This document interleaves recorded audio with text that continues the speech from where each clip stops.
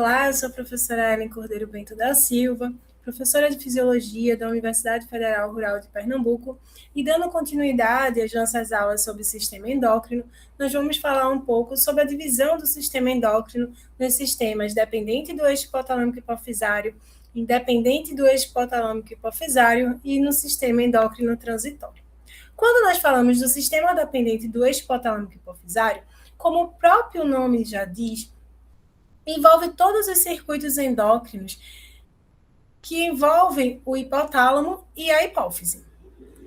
Nesse sentido, é importante sabermos que o hipotálamo é o centro nervoso e endócrino, ou seja, é um centro de integração entre os dois sistemas de controle do nosso organismo, sendo responsável por inúmeras regulações de funções orgânicas. Assim, o hipotálamo é um centro neuroendócrino extremamente complexo e, em relação à sua função endócrina, é responsável pela secreção de 7 hormônios hipofisiotrópicos e 2 hormônios não hipofisiotrópicos, todos eles com estrutura polipeptídica. Os hormônios hipofisiotrópicos são hormônios que têm afinidade pela adenopófise e que nela atuarão estimulando ou inibindo a secreção de hormônios nesta glândula.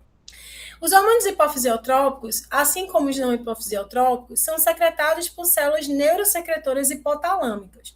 Nesse caso, dos hormônios hipofisiotrópicos, as células neurosecretoras são células mais curtas e que dependem do sistema porto-hipofisário para que os seus hormônios consigam alcançar a adenopófise.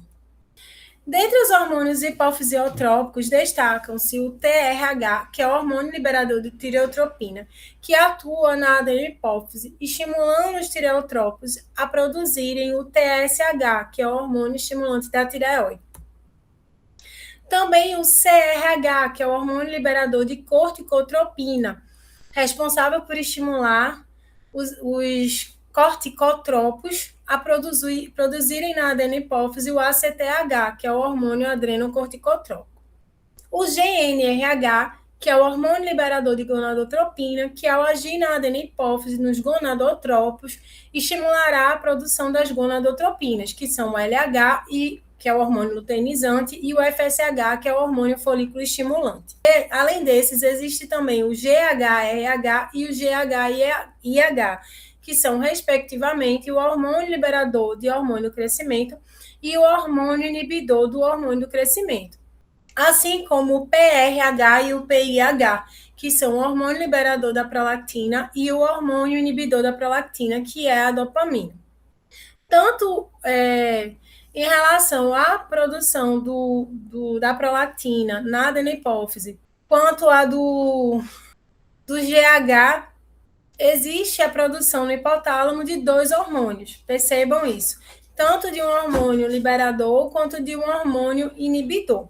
E os hormônios hipofisiotrópicos são a ocitocina e o ADH, que são produzidas por células neurosecretoras mais longas, que vão até a neurohipófise sem a necessidade de participação do sistema porta, onde na neurohipófise nenhuma estimulação ou inibição hormonal será feita, visto que a neurohipófise ela não tem função secretora. Então, esses hormônios eles apenas ficam armazenados nas células neurosecretoras hipotalâmicas, no seu terminal, e caem diretamente na corrente sanguínea quando estimulada a sua secreção. Essas células neurosecretoras que produzem os hormônios não hipofisiotrópicos são células neurosecretoras localizadas nos núcleos supraóptico e paraventricular.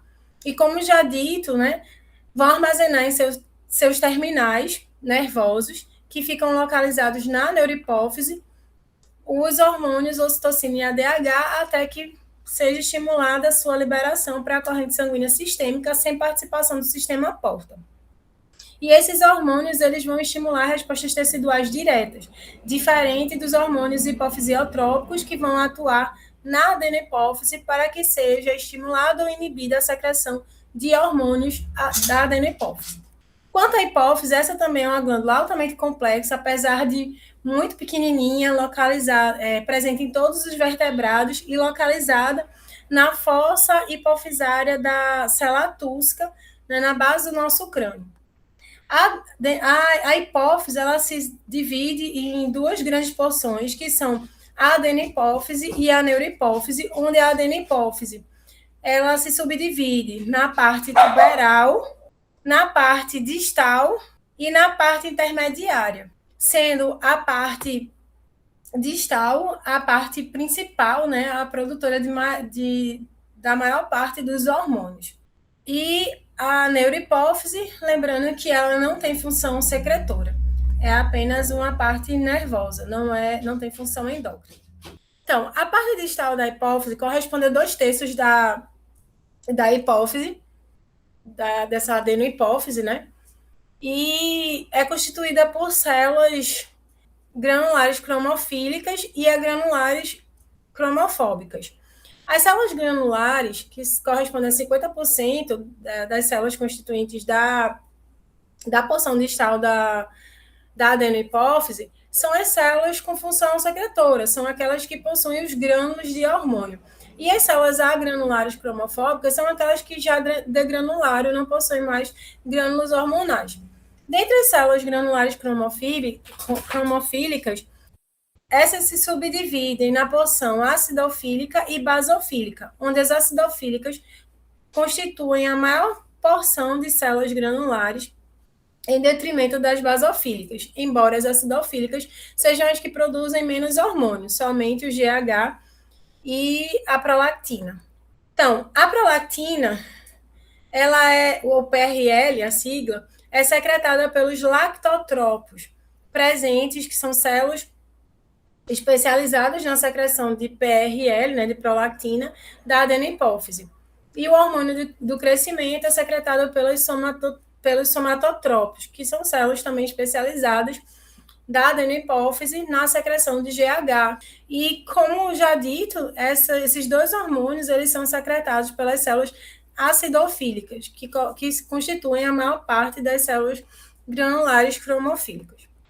Por sua vez, o hormônio estimulante da tireoide, o TSH, ele é secretado pelos tireotropos, que são células especializadas da adenopófise na secreção desse hormônio, desse TSH, quando estimulados pelo TRH do hipotálamo. E que, diferente dos anteriores, são secretados por células basofílicas, assim como os seguintes. O TSH ele é uma glicoproteína e a estrutura glicídica nesse hormônio favorece a sua bioatividade. As gonadotropinas também são hormônios hipofisiotrópicos, cujo estímulo para a secreção é pelo GnRH, hormônio liberador de gonadotropinas, que é um hormônio hipotalâmico, onde esses hormônios são secretados pelos gonadotropos, que são células especializadas da adenopófise, na secreção desse hormônio sob a ação do GnRH. E também eles são glicoproteínas. Na verdade, glicopeptídeos, né? São estruturas polipeptídicas. Outro hormônio secretado na adenopófise é o hormônio adenocorticotrópico, que é o ACTH, quando sob estímulo do CRH nos corticotropos, e conjuntamente a ele é produzido a beta-lipotropina, a partir da proopiomelanocortina, que é o substrato comum à produção de ambos. Já na parte intermediária da adenopófise é ainda produzido o MSH, que é o hormônio estimulante dos melanócitos, a partir também da proopiomelanocortina. Então, dessa forma, na porção intermediária, é produzido, que corresponde a menos de 5% da hipófise como um todo, é produzida também a CTH e beta-lipotropina, embora que ambos são fragmentados por ação enzimática para a produção do MSH, que é o hormônio estimulante dos melanócitos. Já na neurohipófise, nós já destacamos que essa é uma porção nervosa e não endócrina, então não tem uma função secretora de hormônios, mas apenas de armazenamento da ocitocina e do ADH, visto que o terminal das células neurosecretoras do hipotálamo, elas vão se localizar nessa porção e, quando estimuladas, vão ser responsáveis pela liberação da ocitocina e do ADH diretamente para a corrente sanguínea sistêmica para executarem sua função direta no organismo, diferente dos demais hormônios hipotalâmicos. Então, a neurohipófise ela não tem função secretora de hormônios, apenas de armazenamento. Quanto ao sistema porta hipotalâmico hipofisário, que é uma estrutura crucial na ação dos hormônios hipofisiotrópicos sobre a adenopófise, vale ressaltar que o sistema porta nada mais é do que um sistema de veias intercalados por capilares. Então, nós temos os capilares que captam os hormônios por gradiente de concentração, captam os hormônios hipotalâmicos, levam esse sangue enriquecido de hormônios hipotalâmicos por meio de sistema de vênulas, chega a um segundo leito capilar na adenopófise e também por gradiente de concentração, esse hormônio hipotalâmico ele deixa o vaso sanguíneo e segue em direção ao tecido da adenopófise, onde vai atuar para estimular ou inibir a secreção de determinado hormônio da adenopófise. Resumidamente, são 9 circuitos que constituem o sistema dependente do eixo hipotalâmico hipofisário, que são os circuitos da suprarrenal, onde envolve o CRH, o ACTH e os glicocorticoides. O circuito da tireoide, onde nós temos o TRH, o TSH e o T3 e T4. O ovariano, onde nós temos o GNRH do hipotálamo, as gonadotropinas, o LH e o FSH, e os hormônios esteroides ovarianos. O testicular, da mesma forma.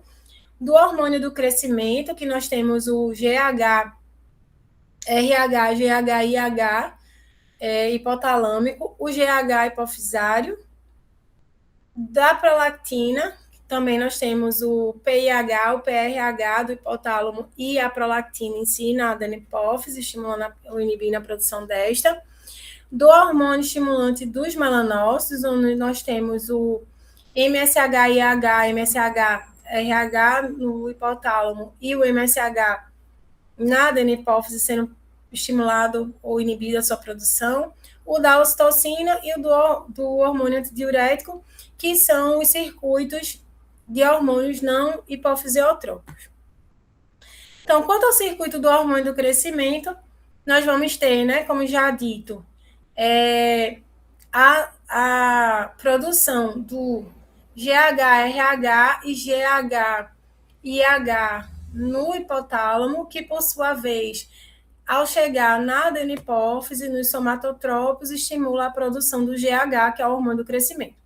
Esse hormônio cai na corrente sanguínea sistêmica e vai atuar diretamente nos tecidos, alterando o metabolismo celular e favorecendo de forma oposta à insulina, então ele vai gastar energia, e com isso ele vai atuar no desenvolvimento tecidual, ou seja, no crescimento e na diferenciação dos tecidos, para que haja toda a estruturação do corpo do indivíduo. E isso ocorre por meio de equilíbrio nitrogenado positivo, ou seja, com a estruturação do tecido muscular. Tal atividade está diretamente ligada aos fatores de crescimento semelhante à insulina, que têm a sua produção estimulada pelo GH ao atuar no fígado. E são chamados de somatomedinas. Essas somatomedinas, junto com o próprio GH, mas principalmente elas, vão fazer uma retroalimentação negativa no circuito do GH. Então, quando a quantidade de GH e principalmente desses fatores de crescimento semelhante à insulina, IGF-1 e IGF-2, eles aumentam na circulação sanguínea, isso vai ocasionar um feedback negativo no hipotálamo, de forma a diminuir a produção de GHRH, que é o hormônio liberador do GH, do hipotálamo, que estimularia a produção de GH na adenopófise, e vai aumentar a produção do GHIH, que é o hormônio inibidor, a somatostatina hipotalâmica. Dessa forma, a produção do GH é reduzida.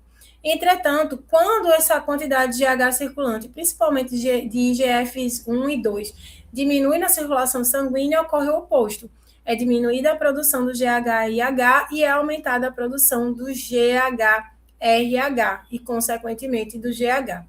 Existem distúrbios envolvendo esse circuito do hormônio do crescimento, de forma que em um deles ocorre o excesso da produção do GH e em outro a diminuição, né, a baixa produção do GH.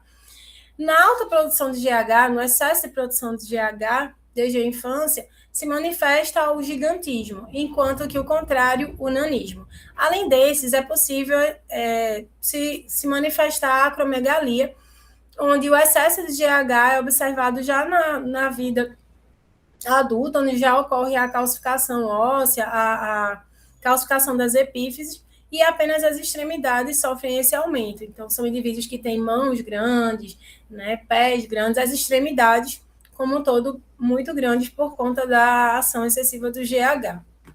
O circuito da prolactina, por sua vez, nós já vimos que no hipotálamo nós temos a produção do PRH e do PIH. O PRH, quando aumentada a sua produção, atua na adenopófise, mais especificamente nos lactotrópicos, né, que são células produtoras de prolactina, para aumentar a produção desse hormônio. Quando o aumento da produção desse hormônio, ocorre a formação de feedback negativo pelo aumento da produção de leite, né, pelo próprio hormônio, ou no caso de lactantes, pelo aumento da produção de leite, a composição do leite, o aumento da pressão desse conteúdo na glândula mamária. E esse feedback negativo vai resultar na diminuição da liberação de PRH e no aumento do PIH, que vai, por sua vez, resultar na diminuição da produção da prolactina, controlando, assim, a quantidade de hormônio circulante no organismo. Entretanto, a prolactina não é um hormônio único de fêmeas. Ela também atua nos machos, e isso nós vamos constatar melhor durante as aulas de sistema reprodutor. Então, é só mostrando justamente o circuito da prolactina, o feedback negativo, que é responsável por controlar a secreção desse hormônio, que ocorre sob o PRH. Quanto ao circuito do hormônio estimulante dos melanócitos, em mamíferos, não há uma observação tão evidente da ação desse hormônio quanto nos demais animais, né? Em mamífero e ave isso não acontece, mas, por exemplo, num peixe isso resultaria numa alteração rápida da coloração da pele. Em mamíferos apenas vai acelerar a síntese de melanina e, consequentemente, o maior escurecimento da pele. Esse circuito também se dá com a atuação de dois hormônios hipotalâmicos. O MSH-EH, que é o hormônio liberador do hormônio estimulante dos melanócitos, e o MSH-IH, que é o hormônio inibidor do hormônio estimulante dos melanócitos. Quanto ao circuito do hormônio antidiurético, como já dito, assim como o da ocitocina, ele é um circuito não hipofisiotrópico, então não há participação do sistema porta. Apenas há uma retroalimentação por meio da concentração hídrica no organismo, da volemia, da osmolaridade sanguínea. E isso vai fazer com que haja o estímulo, né? Essa alteração, essa baixa volemia, essa alta osmolaridade vai fazer com que haja o aumento da secreção do ADH pelos terminais das células neurosecretoras hipotalâmicas que se encontram na neurohipófise, para que esse ADH atue aumentando a reabsorção de água, assim como na vasoconstricção para a manutenção da pressão sanguínea. Então, dessa forma, não existe nenhum hormônio que vai controlar o ADH, mas esse será controlado, mas apesar disso, esse é controlado por um circuito fechado, por meio de feedback negativo, que se dá pela volemia, pela osmolaridade sanguínea. Então, essa captação de informação por osmorreceptores, né, por receptores de pressão, que vai fazer com que ocorra esse controle da secreção do ADH. Então, esses foram apenas alguns exemplos de como funcionam os circuitos, né, mas que vão ser melhor descritos ao longo de cada aula das glândulas isoladas. Quanto ao sistema não dependente do eixo hipotalâmico hipofisário, como também o nome já diz, ele não vai envolver em nenhum momento hormônios liberados pelo hipotálamo e pela hipófise. O controle da secreção desses hormônios é independente do hipotálamo e da hipófise, do eixo hipotalâmico hipofisário. E aí, apenas para exemplificar, nós temos, por exemplo, os circuitos dos hormônios pancreáticos, como insulina, glucagon, somatostatina pancreática e polipeptídeo pancreático. Nenhum deles depende de qualquer hormônio hipotalâmico ou hipofisário para ter a sua secreção controlada. Não, os controles são puramente metabólico, por meio das concentrações de carboidratos, de lipídios, de aminoácidos, bem como por ações hormonais e nervosas. Não temos nem mais ações hormonais independentes do hipotálamo e da hipófise. Não temos qualquer participação de hormônios hipotalâmicos ou hipofisários, como nós veremos em aulas posteriores. Da mesma forma para os hormônios que regulam cálcio e fósforo, como PTH, calcitonina e calcitriol. Então, são os níveis de cálcio e fósforo que vão determinar essa regulação da secreção dos hormônios. Nada tem a ver também com o eixo hipotalâmico hipofisário. Assim como os hormônios de regulação do sódio e do potássio, que são a aldosterona e o PNA. Também nada tem a ver com a ação dos hormônios hipotalâmicos e hipofisários, visto que sua regulação da secreção se dá puramente pelos níveis de água, pressão sanguínea, sódio e potássio. Assim como ocorre para os hormônios reguladores da função gástrica, da função digestória, da função gastrointestinal. Então, gastrina, secretina, colecistocinina, peptídeo intestinal vasoativo, peptídeo intestinal vasoativo, peptídeo inibidor gástrico, somatostatina, motilina, neurotensina. Nada vai ser dependente, nenhum deles vai ser dependente do controle dos hormônios hipotalâmicos e hipofisários. Todos eles são controlados por meio da própria alteração no meio gastrointestinal.